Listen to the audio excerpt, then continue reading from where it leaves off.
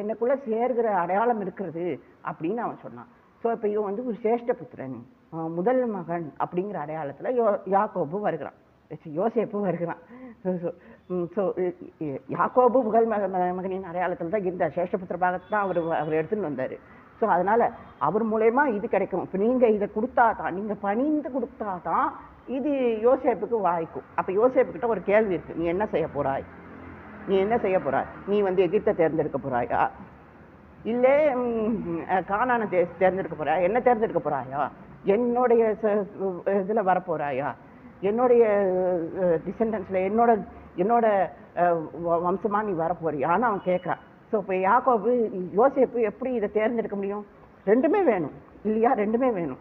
ஏன்னா யாக்கோபு ஃபாரோவை ஆசீர்வதிச்சிருக்கார், ஃபாரோனை ஆசீர்வதிச்சிருக்கார். ஸோ இப்போ ஆசீர்வாதத்தின் நிறைவு கிடைக்கணும்னா